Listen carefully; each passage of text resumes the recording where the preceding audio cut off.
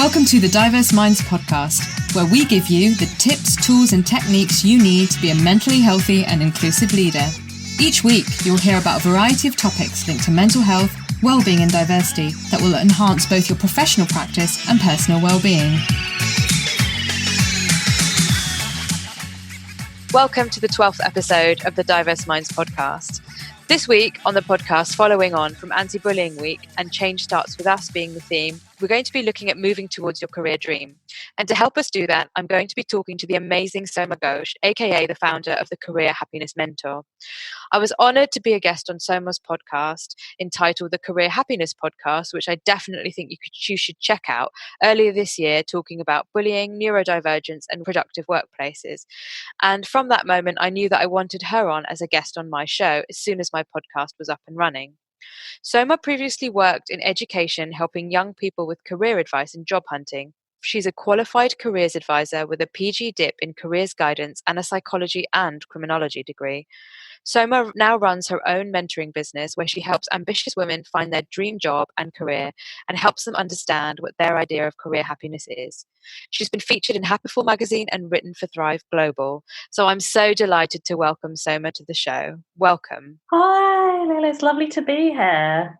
I'm just so thrilled to have you on, and I'm so thrilled to have someone like you who's going to inform our listeners about career happiness goals, and you're going to talk a little bit about your journey towards your business and your happiness. Thank you so much for having me here. I'm really excited to be here. Fabulous. So let's start off then, Soma, by you telling our listeners about the Career Happiness Mentor and the work that you do. So the Career Happiness Mentor, I help women, professional women, who are unhappy at work. And those women could work part-time, they could work full-time, they could have freelance or contracted work. But it's about helping them not only be fulfilled and happier at work, but thinking about how they could get promotion or pay rise. And the kind of clients that I have a huge variety of clients, from mums to busy working professionals in the finance sector and marketing, all sorts of lines of work. I've even helped clients who are actually in the NHS at higher positions. And one of the things that I'm really, really passionate about, and in terms of what it does, is I don't just look at the career overall. It's not just about the career. It's about holistically looking at what are the emotional aspects, what is causing them to perhaps not feel happy at work, and what makes them happy as an individual. And my job is kind of to mentor them. It's to give them careers advice. It's very bespoke depending on the client, depending on what it is that they need from me. Some clients might need help with their LinkedIn. Some clients might just need help with looking at career change or clarifying what it is that they really, really want. There are even some women who, they ponder with the idea of having a business like we do. They don't know, if they're academic, they kind of say, is it realistic for me to do this, Soma? So it depends on the individual. So it is really, really holistic, and it's just about helping them move forward in a direction that works for them. But that is what essentially the Career Happiness Mentor does. And I just love the way you talk about emotions, because that's the thing. We can go to sessions where we do CVs. We can go to sessions where we learn how to look for jobs and how we post things on LinkedIn. But actually, you're so right. Before we do any of that, we need to think about our emotional triggers. Yeah, exactly. For me, I see with my clients that if I don't look at their emotions, I don't know them. And it's very important for me to not only know who they are to help them move forward, but to work with them in that deeper way. It's very important, yes. So, Soma, why did you start the Career Happiness Mentor as a business? Do you want to tell our listeners a little bit about your journey? Yeah, so there are a few different reasons behind kind of why and how I started it. But the main thing I found in 2010, so it's been kind of a few years in the making, the Career Happiness Mentor, but it didn't start until 2016. But the main thing that happened is when I was going through redundancy, the careers sector was hit with redundancy at that time. I felt this emotion and this feeling of disarray, of not knowing what I wanted to do. And there was a lot of career confusion for me personally. And instead of actually doing anything about it at the time, I just got redeployed. I had a new job. And I was just kind of like winging it, like many of us do, like many of us women do. We do that because we're afraid to really, really embrace what we want to do. We're afraid to really go for those new challenges. And I saw this pattern, Layla, of a lot of people, not just me, being unhappy at work. And I saw it more and more as time went on. And so after I actually left that job, I did a little bit of ad hoc work. I was trying to figure out what I enjoyed, and it actually took me doing ad hoc work in colleges that was non-careers advice. I worked as a academic mentor and a kind of like a attendance advisor, for me to realize that actually I loved careers advice. I just kind of needed a bit of break from it, and I needed that personal growth because I was also kind of transitioning from my late 20s to my 30s then. And that is in itself a period of self discovery. And I think many of us as women, whether we're mums or not, we have personal growth, and we need to really, really make sure that we reflect on that and we take time to really understand who we are and where we want to be.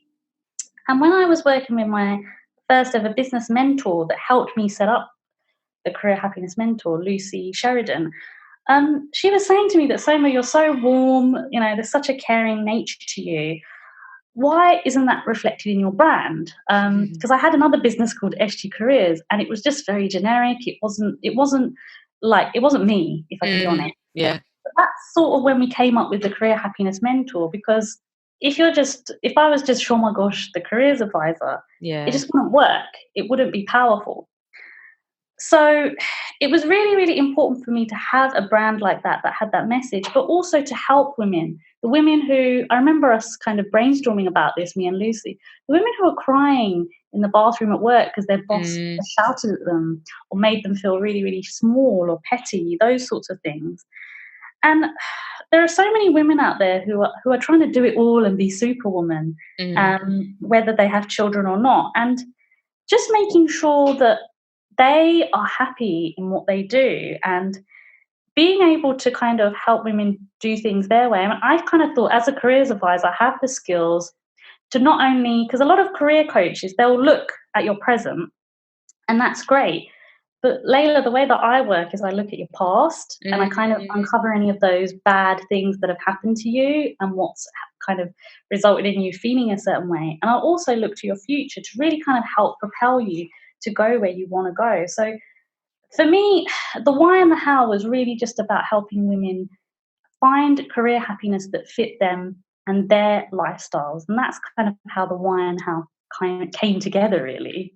Yeah, thank you so much, Soma. And I didn't know about your SG careers, but yeah, it's really easy, isn't it, to take your job and just go, oh, that'll be a business, and it could work. I'm not saying it wouldn't have worked, but again, that's a really insightful point that Lucy, picked up on, that you're not reflecting yourself because you are this amazing, bubbly, warm, kind, generous person, and SG careers doesn't really reflect you, and I don't know you super well, but even I know that, so thinking about your brand, building your brand, and making sure that you attract the kind of customers that that you're going to work best for. Exactly. I mean, she saw that straight away, and I see it as a practice business, because we all kind of need to figure things out in business as well. It's the same kind of thing with careers. You need to figure things out. It takes time, and I think a lot of people, Layla, they want to rush it, and it's not about that. And I never rush my clients. I say to them, you've got to be patient. It's just not going to happen automatically like that. It's just not. And that's another really honest thing, because there's so many organisations that will promise the world, like join up with us, £1,000 to do your CV check, and we can, and you'll get this amazing corporate job in 5 minutes. Yeah, but you're right. So I think that the honesty really comes across there as well. On your podcast, when I was a guest on your podcast, we talked about, we've both experienced workplace bullying, and that was one of the things that drew us together. And so knowing what you know now, and given the fact that we've just had Anti-Bullying Week, what would you advise people who are being bullied at work in relation to challenging the bullying, but also thinking about moving on to something more positive? So, I mean, I thought this was a brilliant question. And I feel that this is a really important question, Layla.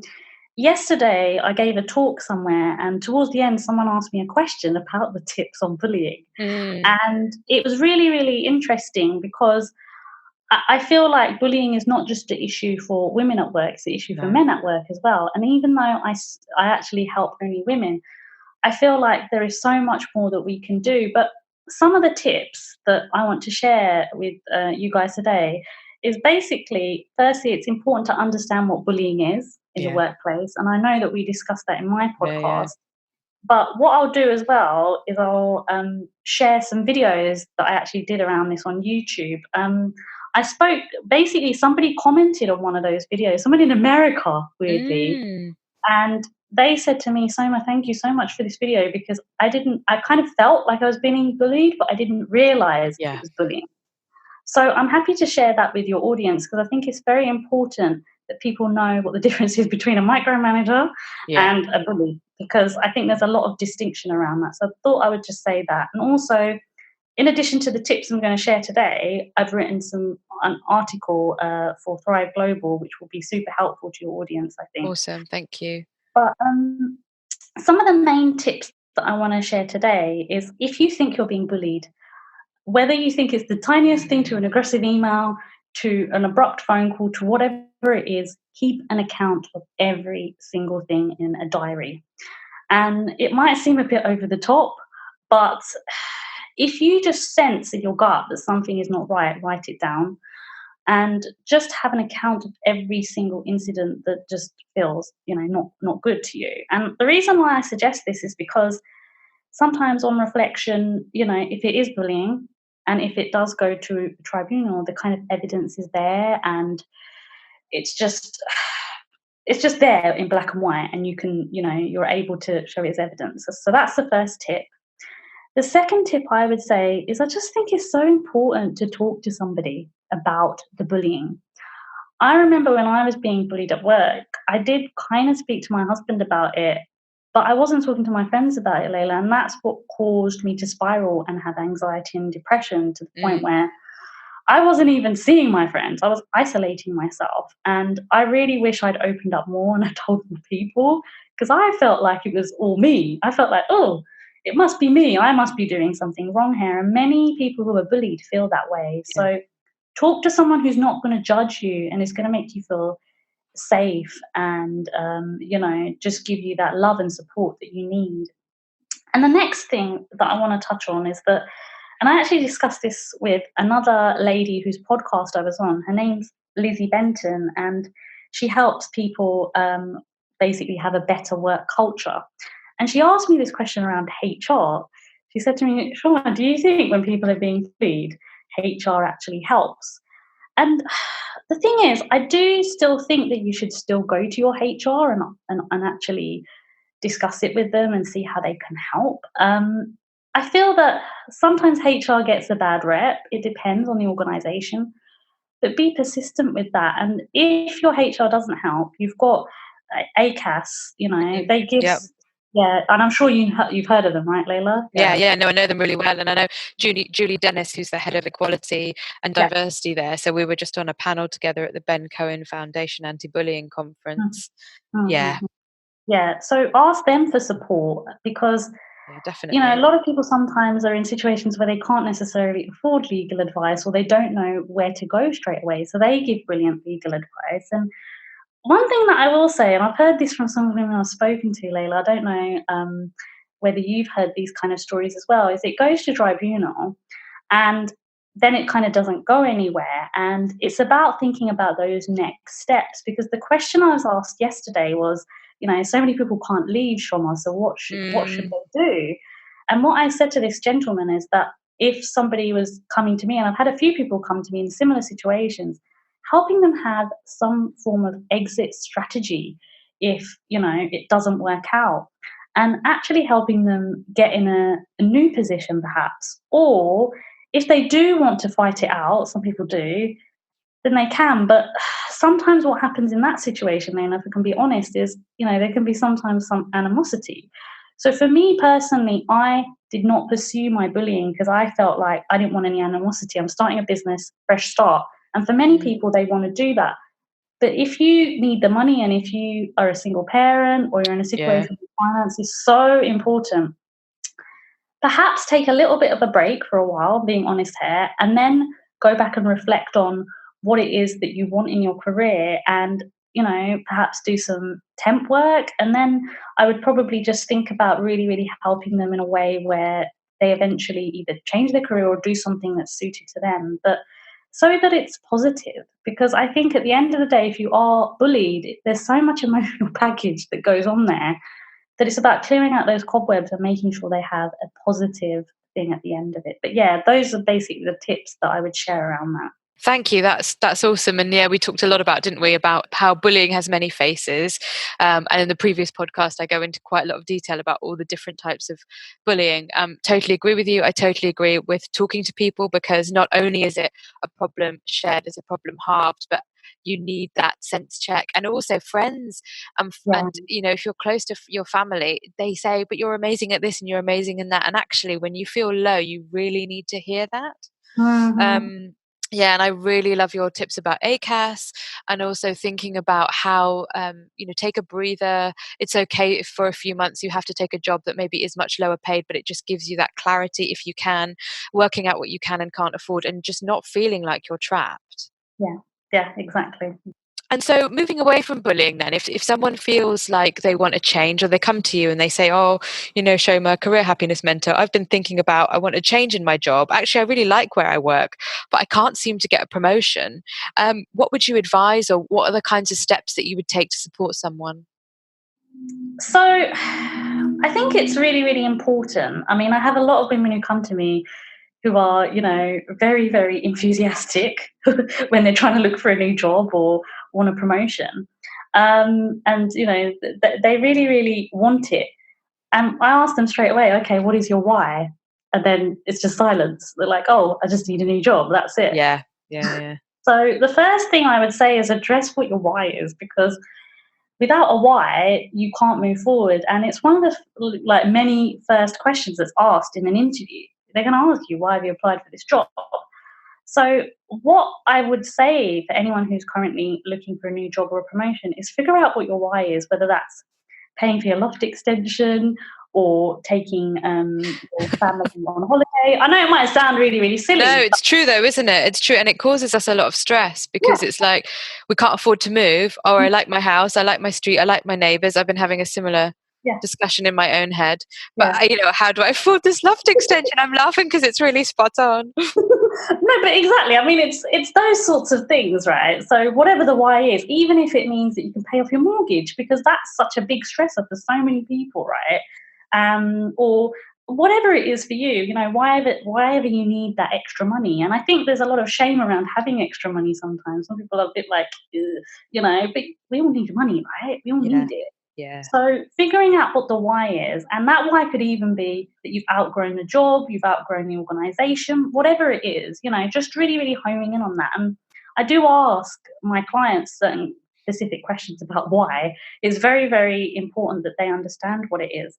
The second tip that I would share here is that when you see a new job on LinkedIn or wherever it is, what is attracting you to that job opportunity compared to your current situation? Because a lot of people sometimes, the grass is greener on the other side, and that's great. But it could even be that that location is nearer to where you live. I mean, I don't know. I'm sure Layla, a few months ago, one of the number one reasons why people leave their jobs is long commutes, right? Especially women, right? Yeah. And if you've got kids and other responsibilities like an elderly parent or something, that commute, if it's 20 minutes away rather than 2 hours away, it can be such a less stressful thing for you. So think about the current situation you're in compared to how it would be, and just really, really what I would say here is, just kind of visualize how it would be different. Having that extra responsibility, will that make you happy at work? Or will having the extra responsibility cause you to have more stress, So that's the second tip that I would say. And the third tip I would say is using LinkedIn, which kind of sounds obvious, but I had a lot of people come to me out of the job market for sometimes 5 or more years, and it's kind of like alien to them. They don't know how to use it. They don't know what to do. And that's kind of where you need to be if you want to get headhunted and get a promotion and get better paid jobs. So as simple as it seems as a tip, it's a really, really vital one. And the kind of the last tip I want to share is being consistent, having some kind of plan or strategy when you're job hunting. And this goes back to the why. So what I mean by this is, if you're really, really serious about getting a pay rise and promotion and you're only applying for one job per month, I mean, you could get lucky, but chances are, if you're not doing it consistently for a few hours a week, however busy you are, it's not necessarily going to come to fruition. I had a client of mine who was really, really passionate about getting a pay rise and promotion. She was going for lots of interviews, and one of the interviews, she didn't get the job, but because she did so well in that interview, she was offered another job in the same organization. So you never know what opportunities are going to come up if you're consistent in your job hunt and you just keep on showing up. But those are the tips that I would share around that. Thank you. And I just wish I'd had you in my pocket many years ago when I was stuck. I really needed a career happiness mentor like you. Yes, I love that. And there was a joke actually, because I used to be a serial job applier. It was like a joke. Oh, Layla's hobby is applying for jobs, which I don't have to do anymore. But I totally agree with you, and I can't overestimate. I can't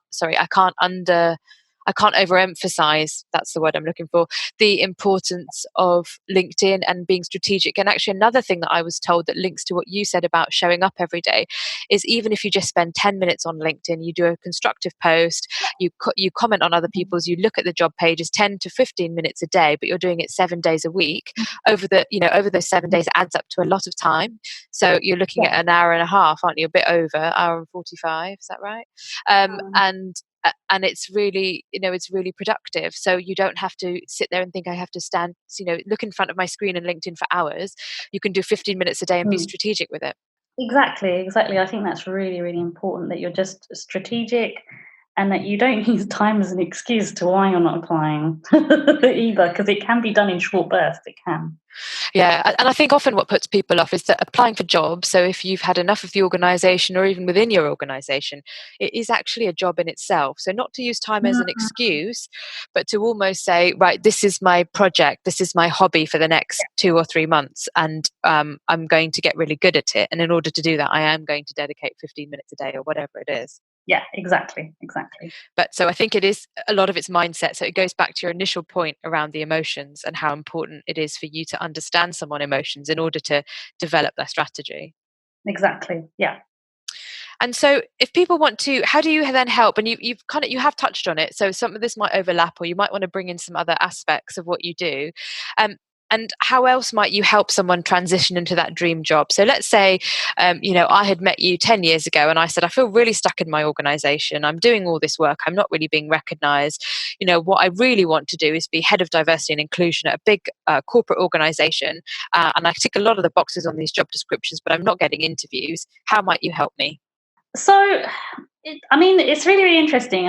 With that example, it's very, very specific. Yeah. One of the first things that I do, because that client that I mentioned, that she actually had something very specific. So it's not uncommon for women to have specific ideas around their dream job, and then it's slowly like a step-by-step process. So firstly, I would help them understand what their why is, why they want to do that. We'd look at that quite deeply. We'd also kind of look at what the definition of a dream job is specifically to them. I know that might sound a bit woo-woo. No, it sounds really helpful, because that phrase dream job is thrown about. I've just thrown it in there. So you're absolutely spot on. What does it mean?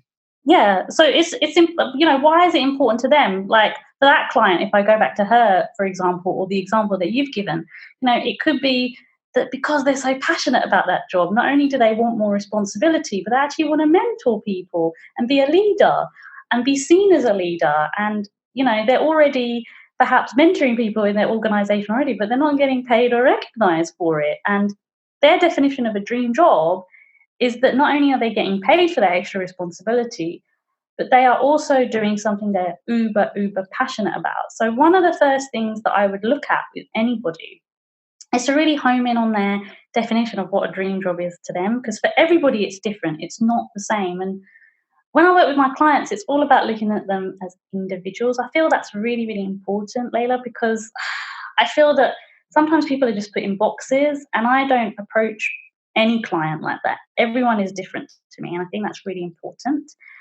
The second thing that I would really, really help them kind of unearth is their values. What are their values? We've spoken a little bit about money, but a lot of people want to make a difference, and they want to help people, or they want to be more creative, or they want to be seen as, a true leader. So really, really unearthing what their unique values are to them, because I think without doing that, I can't really help them understand what their dream job is. And if somebody came to me and they just really needed my help to unearth their dream job, having a very open careers advice discussion with them, almost like I'm doing on this podcast today with you, and kind of helping them unpack different things that they could do. Because I think when you're in our society, we're trained to go to school, and then we do a degree, and then we have a 9 to 5 job. But there are so many options available to us, not just starting a business, but, we can do a lot of different things. And I think it's about really, really underlying what they could do. They could even have a portfolio career. So many people who are academic, they have a creative side hustle, or they want to have a creative side hustle, but they're not doing it.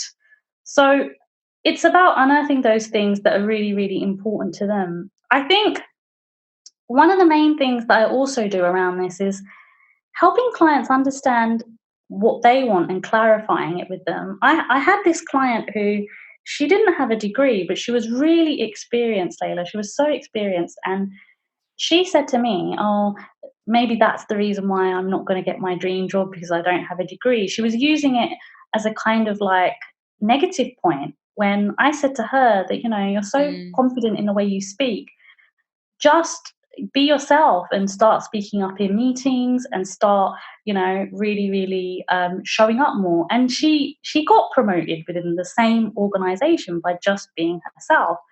So Interesting. all she really, really wanted was to be recognized. And what I really, really say to my clients is, what is it that you want? What's going to make you happy? I mean, it goes back to the career happiness, but also asking them really difficult questions, which sometimes somebody else would not ask. As a careers advisor, I have to challenge them a little bit. So, your dream is to set up a side catering business, for example. Why aren't you doing it? And they may not want to hear that, but if I don't ask them that, how am I really going to help hold them accountable and make their dream job a reality for them? And sometimes it's self-sabotage. Sometimes it's what other people are saying, that, oh, a business is hard slog, not everybody can do it, that sort of thing. Or, oh, are you sure you want to change your career after the age of 40? All those sorts of things. Yeah. So part of it is also just giving that accountability to just help them move forward. And as I said, I work in a really bespoke way. So looking at things bespokely just to them. So when they're transitioning into that dream job, it's almost like I'm kind of holding their hand through that process, and just giving them that support that they really need. Yeah, brilliant. And so that's really interesting. Lots of really good examples in there. And I think that powerful question. So the kind of coaching I'm trained in, we don't ask why, but I think in your case, it's really important to ask why. And that is really powerful. So you wanted to write, you wanted to set up a catering business. Why haven't you done it? And then it almost helps to explore the emotions, doesn't it, with the excuses, because the excuses are linked to various things about action or scary stuff or ego states. So then you can really start to dig in deep there. And if someone's really stuck then, so we've talked about action, someone comes to see you and how you help them. But let's say we've got some people listening today and they just feel really, really stuck and really frightened. Maybe they're being bullied, but maybe they're not being bullied. They just don't know what steps to take. They don't even know what to do before they can take any steps. What would you advise them? What would they do? So I'm sitting at my desk every day. It's fine. It's not bad, but it's not particularly good. I'm a bit bored. I'm in my comfort zone. I feel stuck, but I have no idea what to do. What would you advise someone like that? So yeah, I mean, this is obviously like a pure example of a person lacking in career clarity, and someone who needs to kind of understand what it is that's important to them is what I would firstly say, and it is very, very common. It's a lot more common than people realise. And I think people just stumble and they just go from job to job. But one of the first things that I would kind of try and like look at to help them is usually when someone is confused about what they want to do or how they want to move forward, it's probably because something's happened to them. And when I mean something's happened to them, maybe they've lost somebody that they dearly loved, or they've gone through redundancy, or they've been bullied, or perhaps there was a management restructure. And it's about sort of looking at that moment when they realized, oh my God, things have changed. I'm perhaps not enjoying this job anymore, or this job isn't the job that is for me anymore. So the first thing is to maybe try and look at that moment when that happened and try and look at some of the deeper reasons behind why they're feeling confused. So that's the first tip I would say. The second thing that I would say is, what could you be doing instead? Because I think, again, when someone is lacking in clarity, it's because they're feeling really, really overwhelmed, Layla. They're feeling a little bit like, oh, look at everybody else, look at what they're doing. They're happy, I'm not, it becomes totally. yeah, exactly. It becomes like a bit of a comparison competition in a way. And when that happens, you're having all these emotions, it goes back to thinking about perhaps, do I need a break? And when I mean a break, maybe a sabbatical, if that's possible. If not, perhaps a holiday, because not all organizations, offer that. And then maybe thinking about whether or not this is the right career for me. When I was talking about my story, I kind of mentioned there that I had a break, I did different jobs, and I realized I missed it. So I went back to careers advice. But for some people, it can be actually when they've had that break and they're doing something else, they realize actually I really, really, couldn't stand what I was doing. And then it's about addressing that actually, perhaps I need to change my career, or perhaps I need to work freelance, or I need to do something completely different. So it gives you that real clarity of, oh, perhaps the career I am working in isn't for me and it's time for me to move on. So that's the second tip I would really, really give.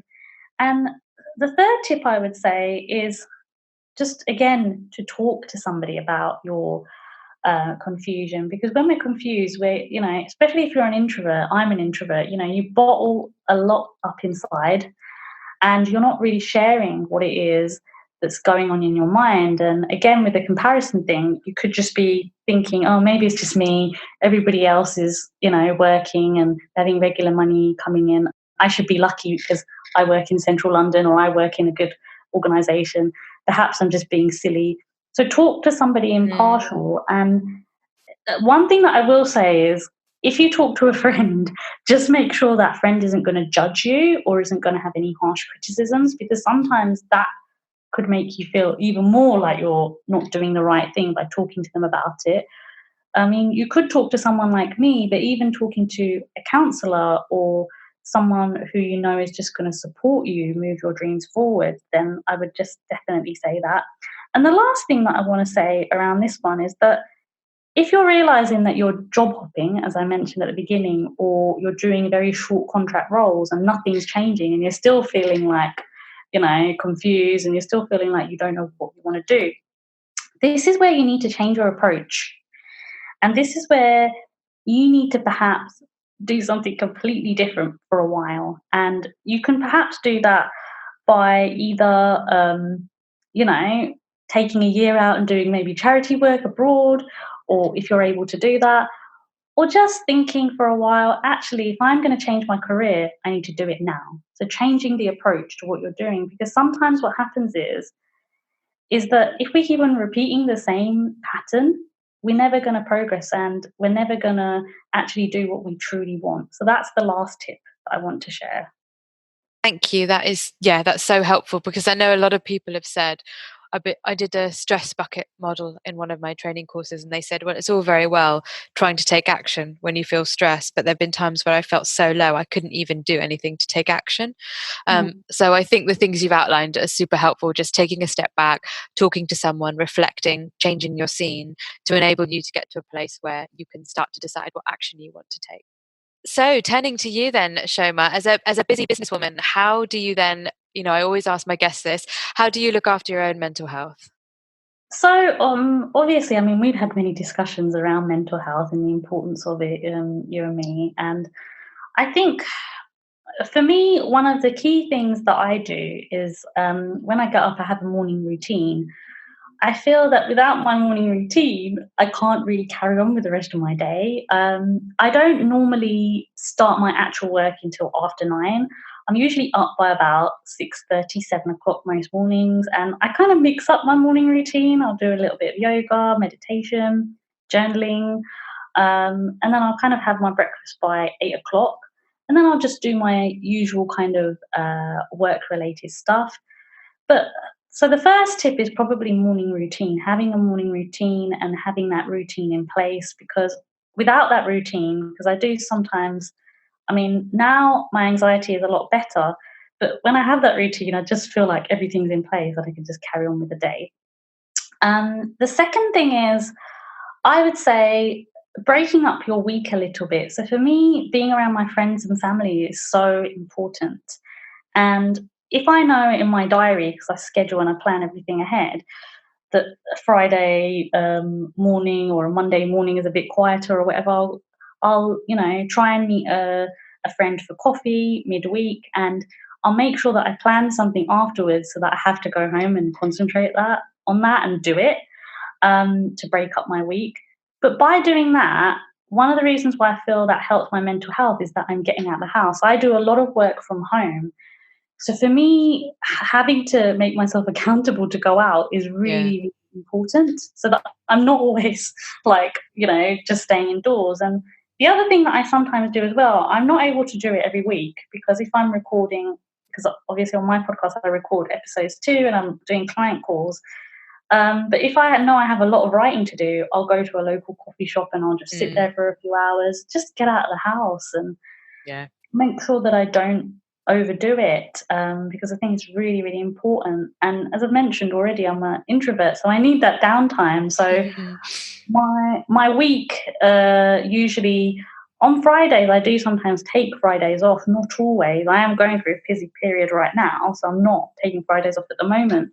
But I do think it's important to also have maybe a half a day off during the week as well, or a day off where that's just for you, so that you can do things that are not business related. And I try not to work on the weekend, because I think that's very, very important. But Mm. again, as you know, Layla, when you're going through busy periods, you Yeah. just have to, right? You have to. I'm terrible. Actually, I have to be honest. I'm terrible. I work a lot of weekends.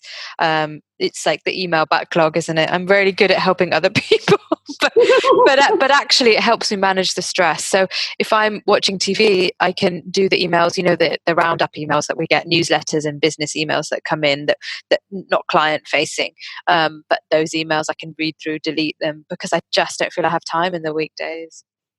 Yeah, I mean, I'm not saying I don't do any work. I just try to avoid doing work Yeah. And during that's the very weekend. wise. I think that's very good. And that's a really good example for all the business people out there. But I think the last tip that I'll just quickly share, and I'm sure you'll resonate with this one, is as business owners, we're on our phones a lot. Oh, I know. It's kind of like, I didn't realize for a Yeah. long time I was doing it. I was kind of fobbing my husband. I don't know if you know what fobbing is. It's basically where you're on the phone and you're ignoring the person in front Yeah. of you. Yeah. Such not a nice thing to do, but anyway. Then I realized, oops, I need to do something about this. So one of the main things that I try to do is, when I do get up in the morning, I won't use my phone an Oh, that's hour to an good. hour in the That's morning. good. And That's good. the same at night time. I do the same at night time. But yeah, that's the other tip I wanted to share, because I think it's important that you have some boundaries with social media. It's so important. Yeah. I mean, that's a really good example, Shoma, and I don't do that. I reach for my phone first thing.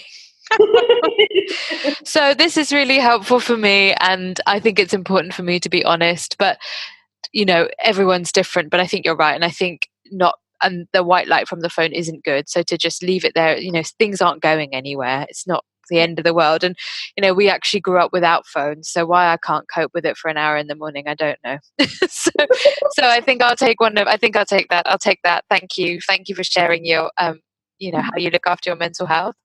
So, Soma, this has been awesome because you've shared so many things. You've given really meaty tips for every kind of scenario. So, for bullying, for finding that dream job, clarifying what the dream job is for people who feel really stuck or people who are transitioning into that ideal role.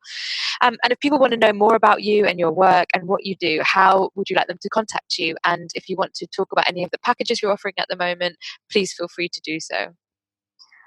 So one of the best ways to sort of get in touch with me online is on LinkedIn. It's just Soma Ghosh, careers advisor. Obviously, there's my website, www.thecareerhappinessmentor.com. In terms of what I'm doing at the moment, I have a few slots available for my one-to-one career happiness session, which is just a 90-minute bespoke session. So within that time, people can work on their LinkedIn. Perhaps if they're feeling a little bit lost with their career, we can work out a little bit of strategy within that session. Or even if they just want to experience what a career happiness session is like, or a careers advice session, they've never had like careers advice as an adult. It's just about helping them really, really move forward and maybe just giving them that support that they feel is lacking right now. But those are sort of the things that I'm kind of doing at the moment, I would say. Sounds brilliant. And I think that's such, I think 90 minutes is a really good length of time for people to get to know more about you. And then if they want to work with you further, that they can do. And I'm going to be including all your links. So the Career Happiness Podcast, your LinkedIn, your Facebook, your Instagram and Twitter on the show notes.